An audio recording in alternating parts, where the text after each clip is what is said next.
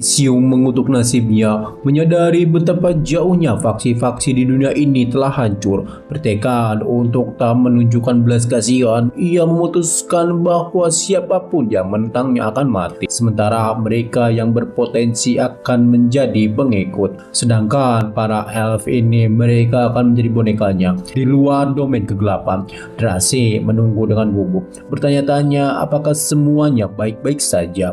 Ketika Siu akhirnya muncul, ia mengumumkan bahwa mereka akan menuju lokasi baru. Meskipun terkejut, Drace menerima dan mengikutinya tanpa bertanya. Sementara itu, Siu sudah merencanakan langkah selanjutnya, mengubah penampilan dan kekuatan rohnya agar tidak terdeteksi. Untuk melakukan ini, ia menuju ke titik lemah penghalang dunia, tempat akar kekosongan terhubung ke tubuh utamanya. Ia tahu apa yang akan datang akan sangat menyakitkan, tapi tidak ada alternatif lain. Tanpa ragu, ia mengaktifkan panggilan cahaya, mengiris akar itu dalam satu gerakan. Hasilnya adalah penderitaan seketika. Jeritan Siu menggema di seluruh hutan. Itu jelas bukan teriakan seorang gadis kecil. Tubuh utamanya di kehampaan menjadi mati suri, dan meskipun rasa sakitnya terasa seperti ditusuk ribuan jarum secara bersamaan, ia tak punya waktu untuk disia-siakan. Drace memperhatikan dari jarak aman saat wujud Eugeo mulai bergeser dan menyusut perlahan.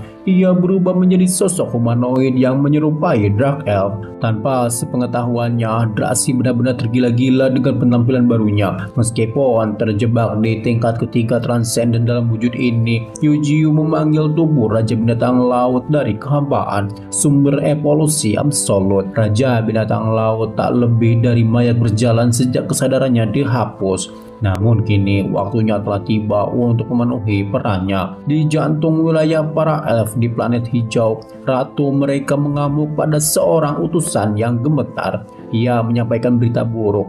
Tim yang menyelidiki tanda energi aneh itu tidak hanya gagal kembali, tetapi tanah di sekitarnya juga telah hancur total. Tanggapannya, ia memerintahkan lebih banyak elf untuk terus mencari, tanpa menunjukkan kepedulian sedikit pun terhadap prajuritnya yang hilang. Kepemimpinan yang hebat sungguh menginspirasi. Sebelum sang ratu selesai melampiaskan amarahnya, utusan lain datang dengan berita yang lebih buruk. Batu kehidupan yang menandakan vitalitas semua pendeta yang dikerahkan ke bumi telah meredup, yang berarti mereka semua telah mati. Rasa frustasinya pun memuncak, tetapi tidak ada waktu untuk berduka. Bukan karena ia tampaknya tipe orang yang berduka atas siapapun. Kembali di bumi, kota yang hancur yang menjadi taman bermain para elf kini telah menjadi kuburan mereka. Di antara pembantaian itu berdiri Yuli, dikelilingi oleh tubuh-tubuh musuhnya yang hancur, menghancurkan tengkorak elf terakhir dalam cengkraman besinya. Ia hanya meninggalkan tunggul yang hancur. Elf yang masih hidup itu murka dan putus asa, melepaskan gelombang kekuatan yang mengubahnya menjadi monster raksasa. Yuli yang tak terkesan mengejek wujud baru elf itu, meskipun tahu ia masih unggul. Dipicu amarah, elf raksasa itu melancarkan pukulan yang menghempaskan puing-puing.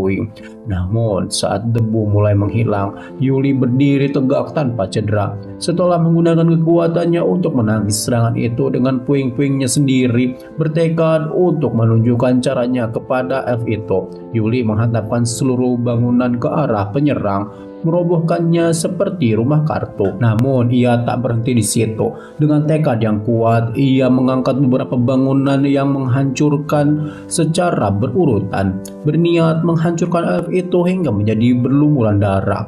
Yang mengejutkannya, elf itu selamat, bangkit sekali lagi untuk melawan. Kemudian dalam sebuah langkah nekat, elf itu mengumpulkan bola kekuatan roh di telapak tangannya. Alih-alih menyerang Yuli, ia justru melemparkan energinya ke langit, membuka sebuah portal. Muncul dari celah itu adalah sosok makhluk mengerikan, menjulang tinggi di atas elf raksasa itu. Wujudnya yang mengerikan, lengkap dengan satu mata hitam dan telinga runcing, semakin mengerikan saat melahap elf itu dengan banyak lidah. Saat ia bertransformasi, mata-mata yang tak terhitung jumlahnya bermunculan di sekujur tubuhnya yang membengkak, memancarkan energi jahat. Yuli menyaksikan dengan jijik saat ia menyadari niat mengerikan makhluk itu. Sebuah penghancuran pertempuran diri yang akan memusnahkan seluruh kota dan semua orang yang tersisa di dalamnya. Meskipun sebagian besar kota sudah menjadi kuburan, Yuli merasakan segelintir penyintas yang terlalu lemah untuk melarikan diri. Ia menyerang monster itu, tapi sudah terlambat. Hitung mundur dimulai, dan bola kekuatan itu mengembang menjadi kubah raksasa. Beberapa detik lagi akan runtuh dalam ledakan yang dahsyat. Di saat kritis, sesosok baru bergabung dalam keributan. QB telah tiba. Segel spiritualnya berisi ledakan monster elf tepat pada waktunya. Murka makhluk itu meraung ke arahnya, menuntut untuk tahu apa yang telah ia lakukan. Dengan tenang, QB menjelaskan bahwa ia telah menyegel semua energi roh di sekitarnya, mencegah menyebarnya keluar area sekitar. Tak berdaya, makhluk itu hanya bisa memuntahkan kutukan sambil menghancurkan dirinya sendiri, tak membawa apapun selain cacing-cacing di tanah. Setelah penyerang terakhir tereliminasi, Yuli berbalik untuk berterima kasih kepada QB hanya untuk melihat Ling Hua berdiri di sampingnya. Sebelum ia sempat berkomentar, Ling Hua memperhatikan untuk mengumpulkan mayat para elf agar ia dapat menggunakan untuk melacak markas mereka. Sementara itu, kembali ke planet baru, Dressy terbang dalam wujud burungnya bersama Yuzio. Penasaran dengan tujuan mereka, ia bertanya kemana mereka akan pergi. Ekspresi tekad Yuzio menunjukkan banyak hal saat ia menjawab. Mereka akan pergi ke markas suku naga, perekrutan naga, pembunuhan naga, apapun pilihannya, ia akan ikut. Kilatan petir menyambar hutan gelap, menerangi area tersebut saat pohon dewa dan Panis melangkah menembus dinding petir yang berderak. Panis menyeka keringat dari wajahnya, merasakan bahaya. Pohon dewa menjelaskan bahwa penghalang petir dapat membunuh siapapun yang lebih lemah dari Transcendent Order ketiga dan bahkan melukai makhluk Order keempat, menyebutnya sebagai pertahanan yang sempurna. Untuk melindungi Panis, ia membungkusnya dengan akar yang ternyata sangat nyaman baginya. Rasanya seperti berada di posisi ketiga di sini. Pohon dewa menerjang ke depan, melesat secepat suara untuk menghindari petir. Meskipun dengan kecepatan ini, ia tampak kecil dibandingkan dengan sambaran petir yang dahsyat. Ia meringis ketika sebuah sambaran petir menyambarnya, memanggil tombak petir emas, melemparkannya ke langit untuk membubarkan awan badai dan membersihkan jalan. Panis menyaksikan dengan takjub saat pohon dewa memintanya untuk menembak kekuatannya. Ia yakin menebak bahwa ia berada di tahap Orde keempat, tetapi ia menyeringai, menggodanya karena salah. Selama 3 hari 3 malam mereka terbang menuju Pulau Naga. Karena pohon dewa semakin tidak sabar, Panis memperingatkannya tentang kekuatan naga dan menyebutkan seekor naga kuno yang dikabarkan sekuat dewa. Tak gentar, pohon dewa menyatakan tak akan mundur, mendorong Panis untuk berjanji tetap di sisinya. Meskipun kata-katanya terdengar lebih romantis daripada yang dimaksudkan, membuatnya tersipu. Bro benar-benar mendapatkan manusia pohon yang luar biasa itu. Sementara itu di hutan elf, Ratu Elf memanggil putranya. Khawatir tentang elf kegelapan yang kuat dan tim pencari yang hilang, Pangeran Elf bersumpah untuk menyelidiki. Di tempat lain, pohon kuno memanggil para dewa, termasuk dewa perang, dewa mimpi, dan dewa alam, untuk membahas makhluk kuat yang menembus penghalang petir. Dewa mimpi dan dewa alam setuju untuk menyelidiki, sementara dewa perang pergi dengan marah. Pada saat yang sama, pohon dewa dan Panis melanjutkan perjalanan mereka, siap menghadapi apa yang akan terjadi. Setelah berhari-hari perjalanan, pohon dewa dan Panis mencapai lautan, mendekati Pulau Naga. Panis mengeluh tentang perjalanan yang panjang, tetapi pohon dewa meyakinkannya bahwa mereka sudah dekat. 10 hari kemudian, laut tumbuh memberi sinyal di dekat mereka. Panis menyadari semburan air yang merusak dan mendesak untuk memutar arah, tetapi pohon dewa langsung menerjang pusaran air. Pulau Naga muncul di balik badai, tersembunyi oleh penghalang yang kuat yang dihancurkan oleh pohon dewa, memungkinkan mereka untuk melangkah ke pulau itu. Sebuah patung naga batu mengkonfirmasi kedatangan mereka, tetapi seekor naga emas, salah satu dari 3 raja umat naga, menyerang tanpa peringatan. Pohon dewa menangkis serangan itu dan membalas dengan tombak petir kuning yang menembus tubuh naga itu.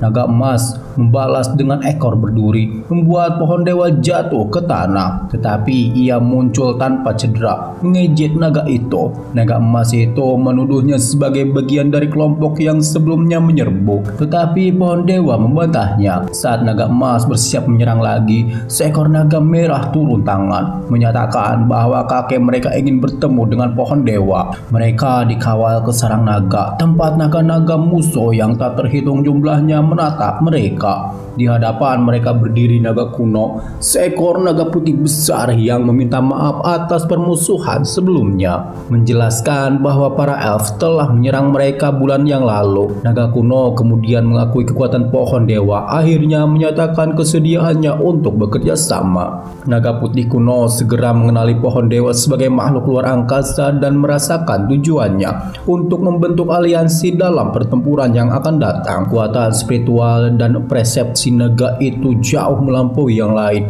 bahkan membuat pohon dewa takjub.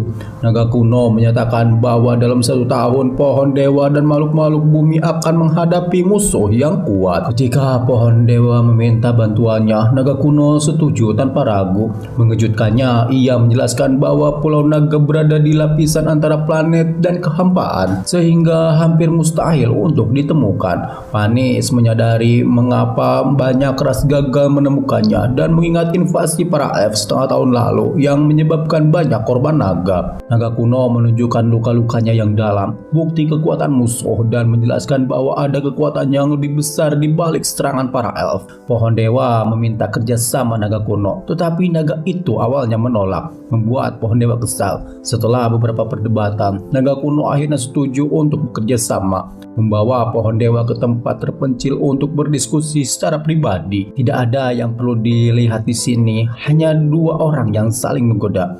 Sementara itu, naga-naga lain mengalihkan perhatian mereka ke Panis, mengomentari wujud tongkatnya dan membuatnya gelisah.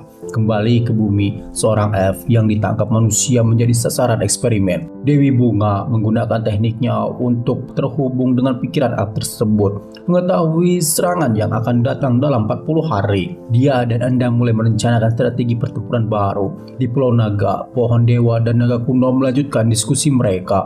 Naga kuno mengungkapkan bahwa ia sedang sekarat karena cedera fatal yang dideritanya dalam pertempuran dengan para elf. Luka yang begitu parah sehingga kelangsungan hidupnya merupakan keajaiban. Ia mengakui kemunduran para naga dan percaya bahwa kekuatan pohon dewa suatu hari nanti akan melampaui para dewa. Bertekad untuk mengalahkan mereka yang membahayakan ras naga dan planet ini, naga kuno berjanji setia kepada pohon dewa. Saat aliansi mereka menguat, sebuah tangan merah darah merobek langit di dekat Pulau Naga, menandakan kedatangan makhluk dengan kekuatan seperti dewa.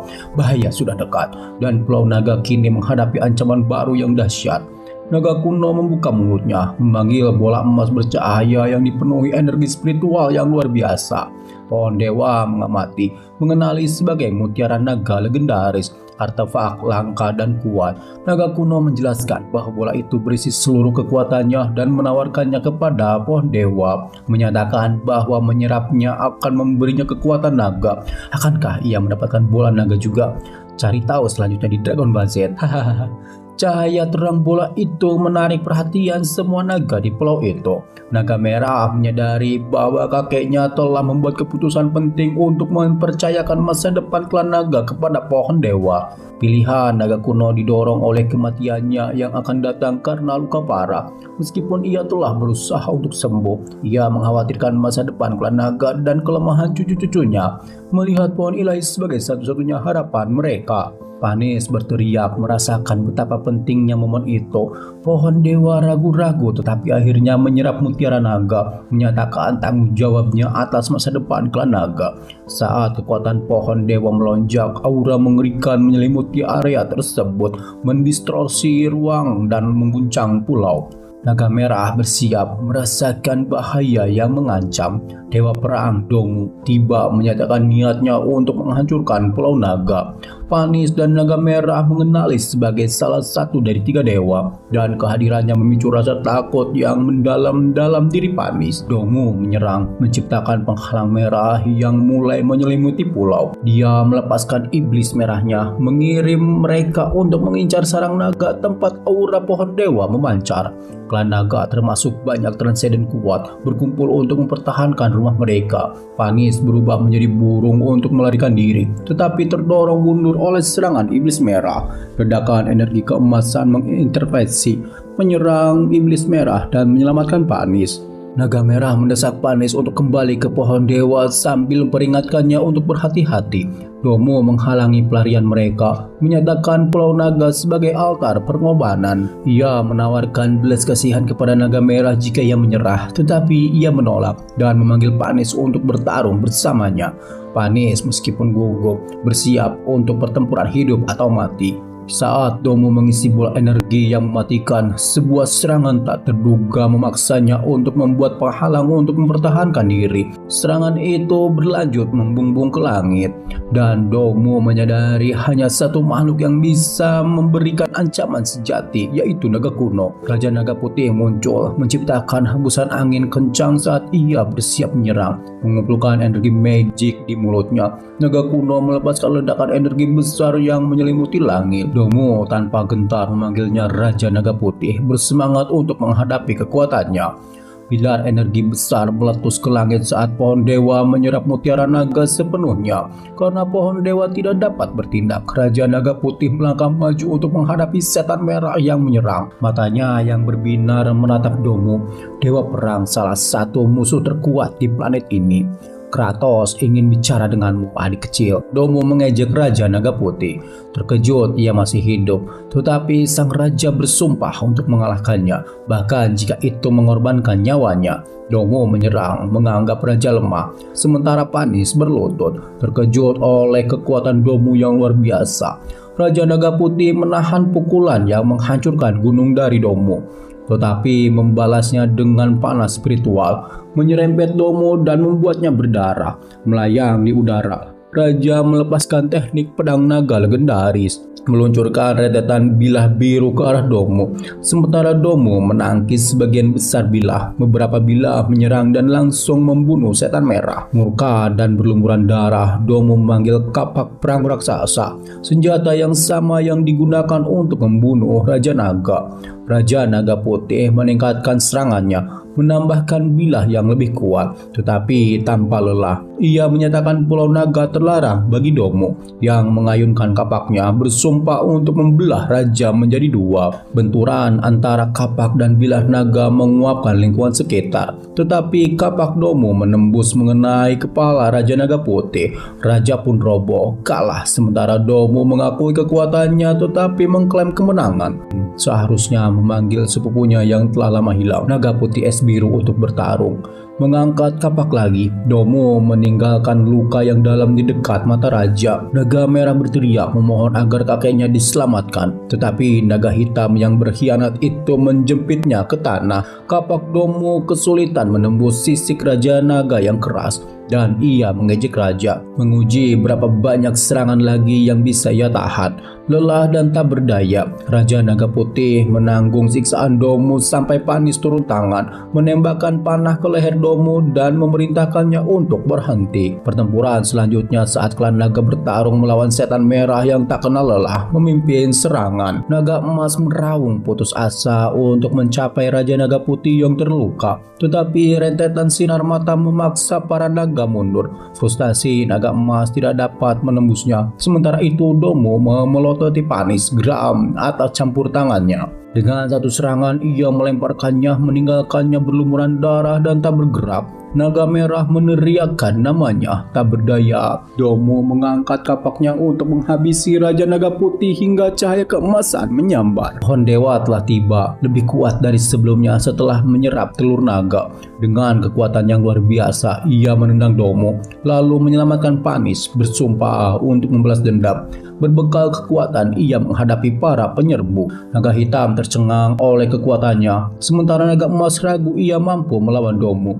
Pohon dewa mengakui ia belum sepenuhnya menyerap telur-telur itu, tetapi menolak untuk membiarkan raja mati, menuduh para dewa melakukan korupsi.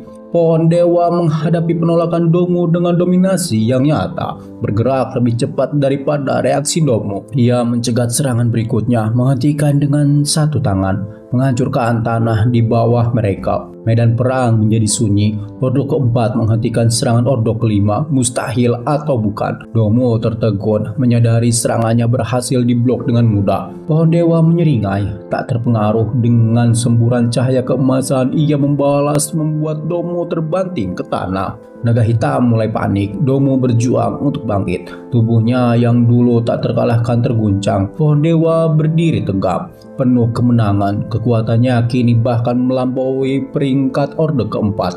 Domo melayang di udara, merasakan musuhnya bukanlah musuh biasa. Pertempuran ini masih jauh dari selesai. Dengan raungan yang dahsyat, ia mengayunkan kapak perang bertenaga roh, melepaskan serangan yang menghancurkan. Sementara itu, naga hitam menghempaskan naga merah dengan serangan ekor. Saat Panis menyadari medan perang ini terlalu bahaya, naga merah mengutuk, mengakui bahwa naga hitam jauh lebih kuat. Namun ketika energi roh Domo yang luar biasa melonjak, ia tahu ia harus mundur mengikuti perintah naga putih. Saat naga putih meraung agar semua orang lari, pohon dewa juga memerintahkan mundur. Domo hendak menyerang dengan kekuatan penuh, kapaknya memancarkan kekuatan. Tetapi ada sesuatu tentang reaksi pohon dewa yang membuatnya gelisah. Sebuah ledakan dahsyat meletus, tetapi dari dalam asap, pohon dewa melesat lebih cepat, lebih ganas dengan mata berbinar.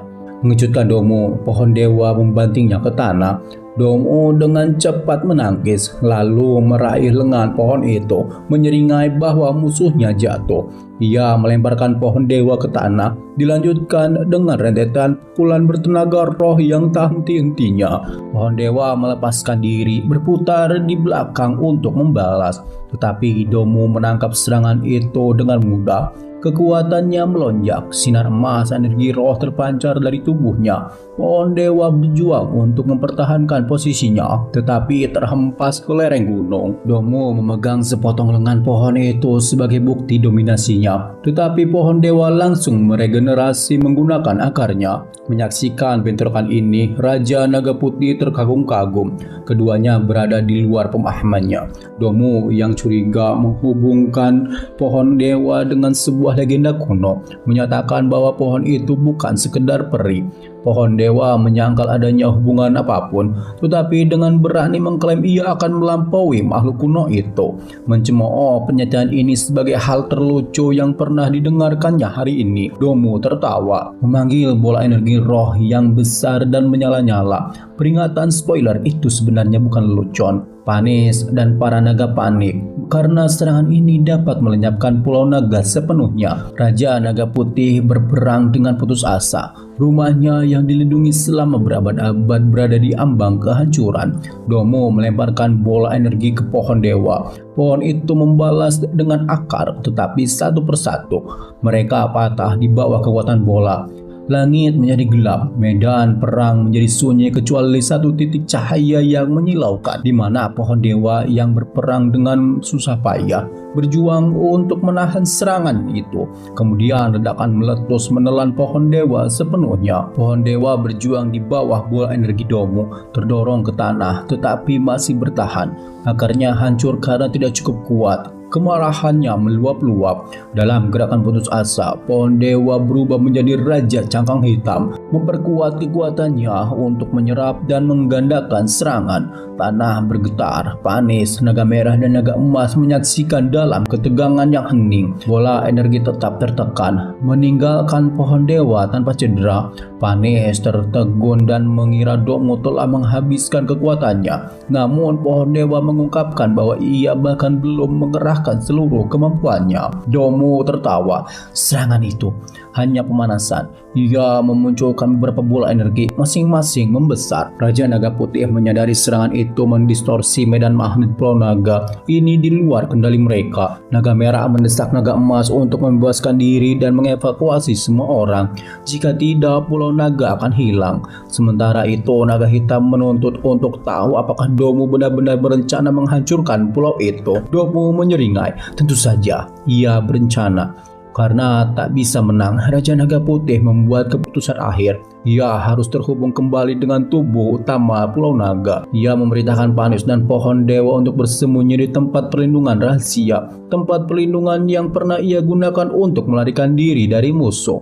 Panis memohon agar ia bergabung dengan mereka, tetapi ia menolak. Pulau Naga adalah tanggung jawabnya. Ia akan berjuang sampai akhir. Pohon dewa mencoba bertahan, tapi Raja Naga Putih dengan paksa mendorongnya ke ruangan tersebut. Saat ruangan itu tersegel, Raja Naga Putih meyakinkan mereka bahwa masih ada harapan. Sekalipun Domo menghancurkan Pulau Naga, para naga tidak akan terkalahkan.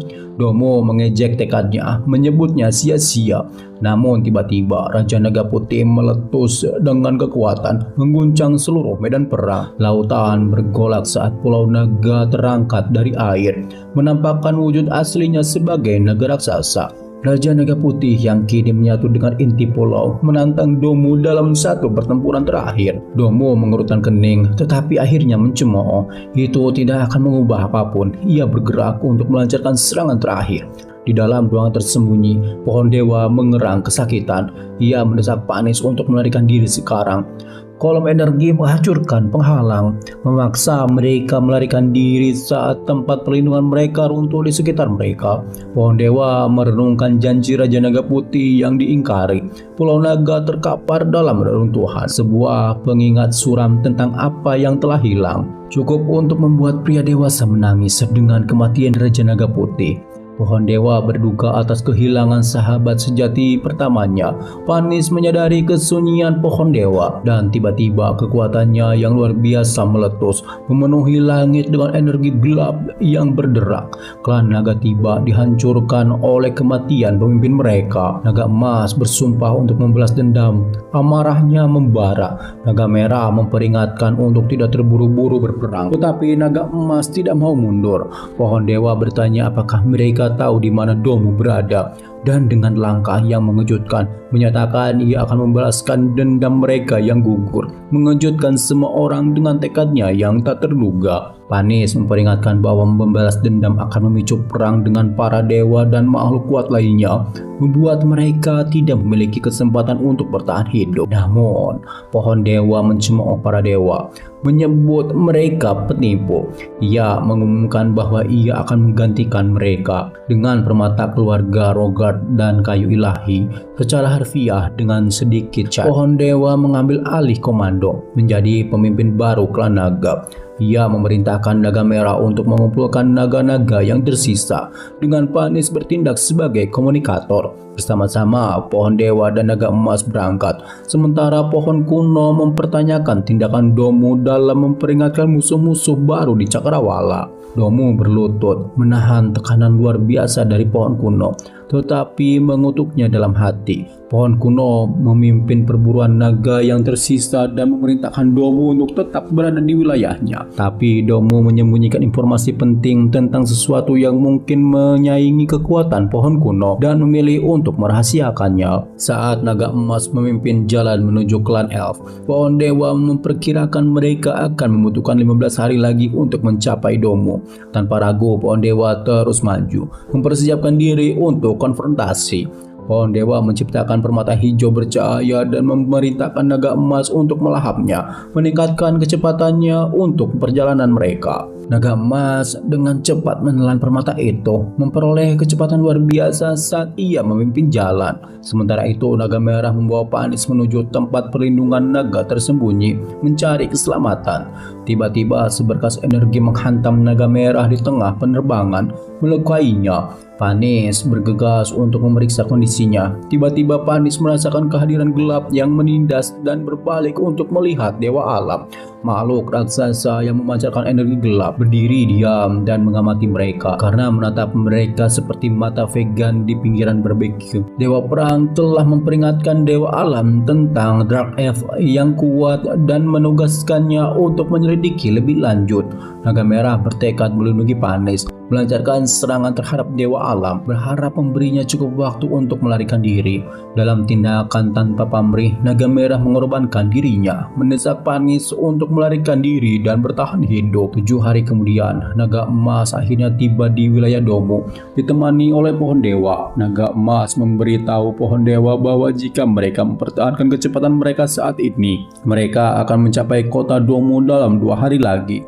Di wilayah Domu, sesosok raksasa mengawasi koleksi batu roh, menghukum seorang pemuda dengan brutal karena mempersembahkan sebuah batu kecil. Si raksasa berbulu itu menyerang lagi, murka karena pria itu gagal memenuhi kota. Tepat saat si raksasa bersiap untuk menyerang sekali lagi, akar hitam dari pohon dewa melesat keluar, menghantamnya dan membuatnya jatuh ke tanah. Naga emas turun dan melepaskan semburan api yang kuat, membakar para raksasa dalam satu gerakan cepat. Pohon dewa melangkah maju memulihkan ketertiban dan mengakhiri teror Orde. Sementara naga emas mengalahkan para penjaga dan mengamati batu roh di bawah. Pohon dewa mengangkat katak mengerikan memperingatkan akan murka Domu. Dengan pukulan cepat, pohon dewa menyatakan kehadirannya di sini untuk membalas dendam pada Domu. Pohon dewa menuntut jawaban dari katak mengerikan sebagai imbalan untuk mengampuni nyawanya. Para elf menyaksikan dengan gugup, tidak yakin apa langkah pohon dewa selanjutnya. Katak mengerikan mengungkapkan rencana Domu untuk mengumpulkan batu roh untuk perang besar. Pohon dewa bertanya berapa banyak benteng yang tersisa. Katak mengerikan menjawab, setidaknya 3. Pohon dewa menguatkan akarnya dan membanting katak mengerikan itu ke tanah, melemparkan pisau saat ia melanjutkan perjalanan. Inilah yang terjadi ketika akarmu lebih tebal daripada kesabaranmu. Naga emas bertanya apakah mereka langsung menuju Domu, tetapi pohon dewa memutuskan untuk memeriksa lebih banyak benteng terlebih dahulu.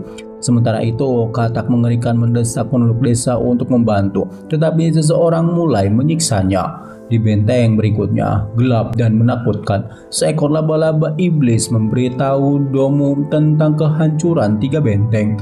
Karena tidak dapat pergi, Domu mengirimkan pengawalnya untuk melindungi kota budak terakhir.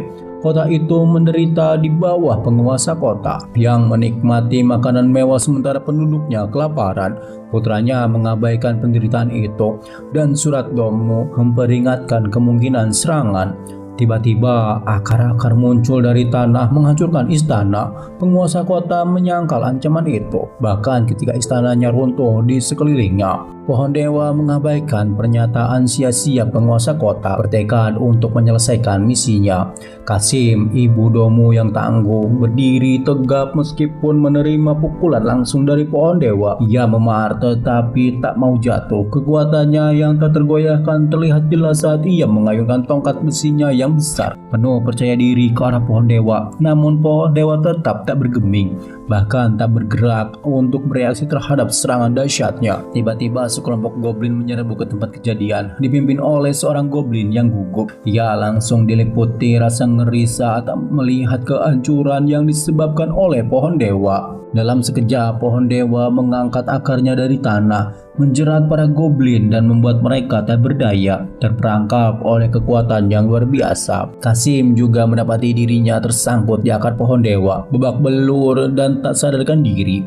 Saat akar-akar itu mencengkramnya, pohon dewa dengan presisi yang dingin berencana menggunakannya sebagai alat untuk memanipulasi Domu. Cahaya biru tiba-tiba menerangi udara dan hologram Domu muncul, berbicara langsung kepada pohon dewa. Domu yang menyadari bahwa ia telah menduga pembalasan pohon dewa mengungkapkan bahwa Panis dan naga merah kini berada dalam tahanannya. Pernyataan ini justru menambah ketegangan, meningkatkan taruhan konfrontasi mereka yang akan datang. Pohon dewa menuntut Kasim diserahkan sebagai hadiah, mengancam keluarga Domu dengan konsekuensi yang mengerikan jika ia menolak. Ketika penjahat itu menolak bernegosiasi, ia harus menculik ibunya dan memerasnya. Domo meskipun tanpa marah memperingatkan pohon dewa agar tidak menyakiti ibunya. Sebaliknya, ia menyarankan mereka untuk melakukan pertukaran mengajukan kesepakatan. Pohon dewa dengan tekad yang tak tergoyahkan setuju untuk bertemu Domo di kotanya untuk pertukaran tersebut dengan janji pertempuran sengit yang menggantung di udara. Sementara itu, Domo bersiap untuk konfrontasi yang tak terelakkan. Amarahnya terlihat jelas saat ia menghancurkan batu dengan tangannya. Di saat yang sama, Panis yang terluka parah berdoa dengan putus asa agar pohon dewa tidak jatuh ke dalam perangkap Domo, berharap ada perubahan arah. Di kota Domo, ketegangan memuncak saat ia berdiri siap, dikelilingi oleh binatang buas dan prajurit yang menunggu kedatangan pohon dewa. Pertarungan terakhir semakin dekat. Dari kejauhan, Dewa Alam menyaksikan peristiwa yang berlangsung dalam diam. Kehadirannya membayangi konflik tersebut. Dewa Mimpi mendekati Dewa Alam, penasaran dengan motivasi dan tindakannya. Dewa Mimpi bertanya mengapa Dewa Alam memberitahu Domo tentang pergerakan pohon dewa. Dewa Alam dengan caranya yang dingin dan penuh perhitungan menjawab bahwa pertempuran terakhir sudah dekat, dan setelah selesai ia berencana untuk merebut tanah Domo. Istana Domo menjulang di atas gunung berbatu, memancarkan aura dingin saat pohon dewa dan naga emas tiba berniat membunuh Domo. Domo memelototi mereka. Tatapannya yang tajam diimbangi oleh raungan mengerikan yang menggema dari bawah, mengirim gelombang ketakutan dari langit. Dengan nada mengejek, Domo menyapa pohon dewa, mengomentari reuni tersebut. Sementara itu, Kasim melihat Domo mendapatkan kembali kepercayaan dirinya dan mendesaknya untuk membunuh pohon dewa. Pohon dewa menuntut untuk tahu di mana Panis dan Naga Merah berada. Dua orang berjubah hijau menarik tali, memperlihatkan mereka terikat erat dan penuh luka, tergantung seolah-olah akan dieksekusi. Naga Merah berlumuran darah dan tak sadarkan diri, terbaring diam sementara Naga Emas yang murka melihat adiknya meraung-raung memanggil namanya dengan putus asa. Domo menuntut pohon dewa melepaskan Kasim atau dia akan membunuh Panis dan Naga Merah. Kasim mengejek pohon dewa, menyarankan jika dia benar-benar ingin Panis hidup, dia harus melepaskannya. Tetapi sebuah serangan cepat mengenai wajah Kasim, mengucurkan darah. Amarahnya memuncak. Domo semakin marah. Layaknya orang yang suka cari gara-gara, pohon dewa dengan tenang mengatakan kepadanya bahwa trik murahan ini tidak akan berhasil dan memberinya waktu 5 detik untuk bertindak. Panis yang sadar kembali memperingatkan pohon dewa untuk melarikan diri. Ia panik, takut kegagalan akan menyebabkan bencana. Naga Merah yang akhirnya terbangun melepaskan napas berapi yang membakar para goblin dan memotong tali yang mengikat mereka. Dengan refleks cepat, Naga Merah meraih Panis dengan ekornya dan melemparkannya ke arah pohon dewa. Domo tetap diam, menyadari keunggulannya telah lenyap. Saat Panis terbang di udara, pohon dewa menjulurkan akarnya, menangkapnya dengan mudah. Panis berteriak, mendesak pohon dewa untuk lari. Kemudian sebuah batu energi emas bercahaya di belakang Panis aktif, memicu ledakan dahsyat. Ledakan itu menelan area tersebut dalam cahaya yang menyilaukan, mencabik-cabik akar pohon dewa. Naga Merah jatuh ke tanah, batuk darah. Naga Emas bergegas untuk menangkapnya, sangat ingin membantu. Sementara itu, akar pohon dewa mencengkeram Panis dan Kasim. Tulang-tulang Kasim patah karena tekanan, sementara Panis tak sadarkan diri namun tetap hidup. Murka tak beralasan, Domo melompat ke arah pohon dewa, menghancurkan tanah di bawah dalam amarahnya. Pohon dewa menerjang maju secepat kilat dan keduanya bertabrakan di udara dalam ledakan dahsyat yang mendistorsi struktur ruang angkasa. Pertempuran terus berkecambuk. Domo dan pohon dewa bertukar pukulan yang begitu kuat sehingga energi mereka melesat melintasi langit, mengancam akan melahap semua yang mereka lewati. Seiring bentrokan semakin intensif, energi mereka semakin padat, menciptakan kekuatan dahsyat yang dapat menghancurkan segala sesuatu di sekitarnya. Menyaksikan dari jauh, Dewa Alam menikmati kekacauan itu. Ia berputar dalam pertempuran sengit dan tragis yang terbentang di hadapannya. Naga Emas dan Panis menemukan tempat terpencil di mana pohon dewa melepaskan Panis, dan Naga Emas menciptakan bola penyembuhan untuk Panis dan Naga Merah. Sementara itu, pohon dewa terlibat dalam pertempuran dengan Domo yang memerintahkan bawahannya untuk menyerang setelah mendorong pohon dewa mundur. hancur. Naga emas membakar area yang luas, tetapi iblis di udara mengejutkannya. Pohon dewa dengan cepat membunuh dua iblis di udara dan memerintahkan naga emas untuk mendarat. Pohon dewa menghadapi Domo yang mempertanyakan mengapa ia membalas dendam.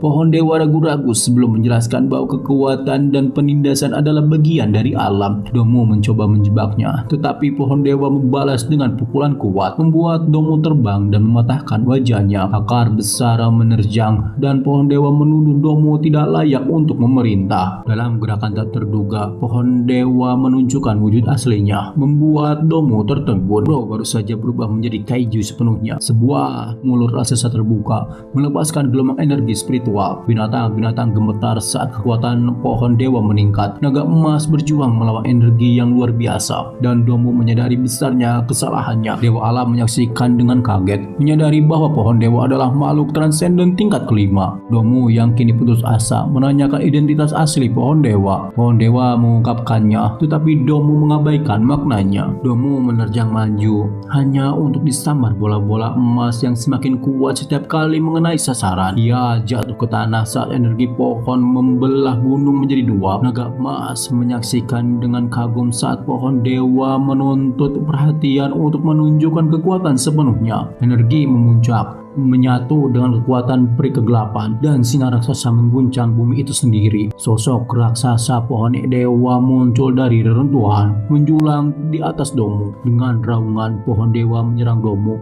Kapak perang Domo berbenturan dengan pukulan pohon dewa, menciptakan gelombang kejut yang berdesir di medan perang. Tanpa cedera, Domo dengan cepat menghindari benturan tersebut. Domo mengayunkan kapaknya, menuntut pohon dewa untuk menerima takdirnya. Namun, sebelum ia sempat melancarkan serangan, ia disambar oleh kekuatan pohon dewa.